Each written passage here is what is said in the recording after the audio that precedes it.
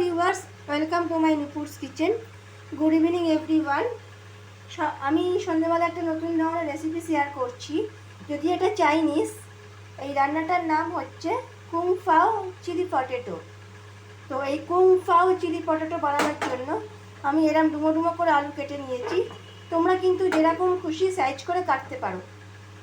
এই রান্নাটা করার জন্য আলু কেটে নিয়েছি। আলুর মধ্যে আমি এখানে 1 চামচ কর্নফ্লাওয়ার অ্যাড করছি। কর্নফ্লাওয়ার দিয়ে দিচ্ছি। তারপরে আমি আরও 1 চামচ ময়দাটা আমি অ্যাড করে নিচ্ছি। এখানে আমি দিয়ে দিচ্ছি সামান্য গোলমরিচ গুঁড়ো,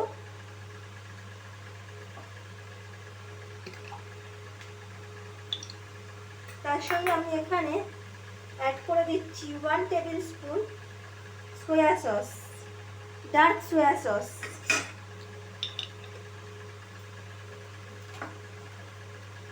এটা ছাড়াও আমি এখানে অ্যাড করছি সামান্য কাশ্মীরি রেড চিলি পাউডার।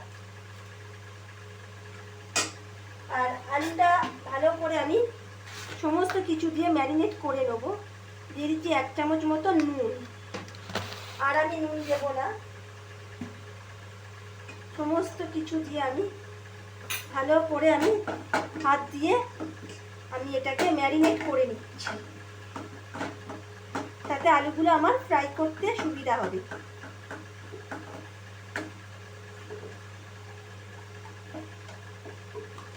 খুব বেশি আমি সোয়া সস ইউজ করছি না, যেহেতু রান্নায় আমি সোয়া সস ইউজ করব, সেই জন্য আলুগুলোকে আমি ম্যারিনেট করে নিচ্ছি। এবার একটা প্যান বসিয়ে দিলাম।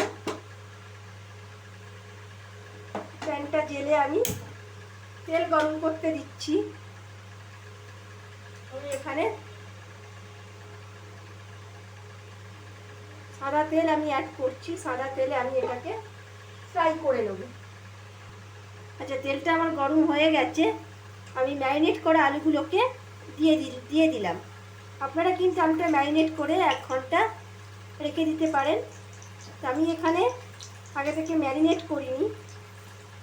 আমি ম্যারিনেট করার 5 মিনিট পরে আলুগুলোকে আমি আস্তে আস্তে করে ছেড়ে দিচ্ছি।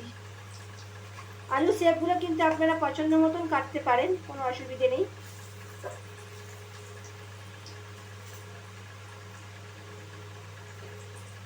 আলুগুলোকে আমি উল্টে পাল্টে খুব ভালো করে আমি ফ্রাই করে নেব। মানে আলুগুলোকে একদম পুরো 80% কুক করে নিতে হবে। এবার আমি তেলের মধ্যে আদা, রসুন কুচি আর কাঁচা লঙ্কা কুচিটা আমি অ্যাড করে দিচ্ছি। বেশি কিছু এখানে লাগছে না, আদা, রসুন কুচি আর কাঁচা লঙ্কা কুচিটা ভালোভাবে আমি ভেজে নেব। এরপরে আমি এখানে দিয়ে দিচ্ছি কিউব করে কাটা পেঁয়াজ আর ক্যাপসিকাম। এই পেঁয়াজ আর ক্যাপসিকামটা দিয়ে আমি এখানে একটু নুন অ্যাড করব, যাতে পেঁয়াজ আর ক্যাপসিকামটা খুব তাড়াতাড়ি সেদ্ধ হয়ে যায়। সামান্য আমি নুন অ্যাড করব, আর তার সঙ্গে আমি দিয়ে দিচ্ছি স্বাদ মতন চিনি। 1 টিস্পুন আমি এখানে চিনি অ্যাড করছি। আচ্ছা, সমস্ত উপকরণ আমি খুব ভালোভাবে আমি মিশিয়ে নিচ্ছি। এরপরে আমি এখানে অ্যাড করব সামান্য মিক্স হার্ব। এটা আপনারা দোকানেও কিনতে পাবেন।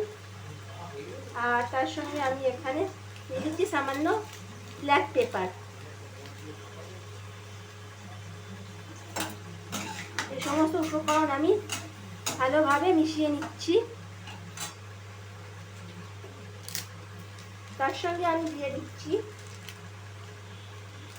এখানে কাশ্মীরি রেড চিলি পাউডার।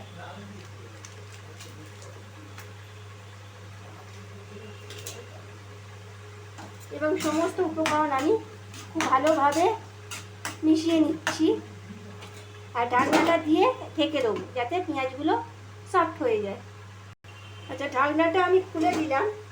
এখানে আমি সামান্য, একদম খুব সামান্য আমি ভিনিগার অ্যাড করছি। যেহেতু এটা চাইনিজ, সামান্য আমি ভিনিগার এখানে আমি অ্যাড করে দিচ্ছি, দিয়ে আবার আমি কিছুক্ষণের জন্য ঢাকনা দিয়ে ঢেকে দেবো। আচ্ছা, সবজিগুলো আমার ফ্রাই হয়ে গেছে। এবার আমি এখানে দিয়ে দিচ্ছি সয়া সস আর টমেটো কেচাপ আর গ্রিন চিলি সস।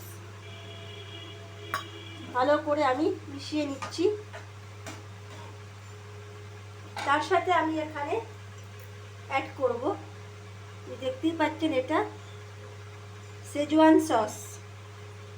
এটা আপনারা মার্কেটে কিনতেই পাবেন। এটা খুব বেশি স্পাইসি হয় না রান্নাটা। এই সসগুলো দিয়ে আমি ভালোভাবে মিশিয়ে নিচ্ছি।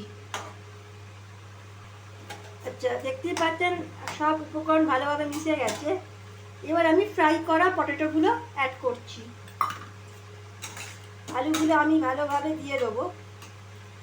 আলুগুলো দেওয়ার পরে এখানে আমি কয়েকটা চীনা বাদাম অ্যাড করছি। চীনা বাদাম মানে একদম রোস্টেড নয়, গোটা গোটা আমি বাদাম এখানে অ্যাড করছি। আর ভালোভাবে আমি সমস্ত উপকরণ আমি মিশিয়ে নিচ্ছি।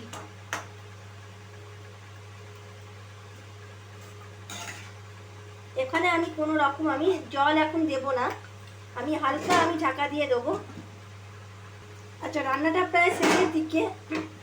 এবারে আমি আলুটা যে বাটির মধ্যে আমি ধুয়ে রেখেছিলাম, মানে ম্যারিনেট করেছিলাম, সেই কর্নফ্লাওয়ার গোলা জলটা আমি অ্যাড করছি।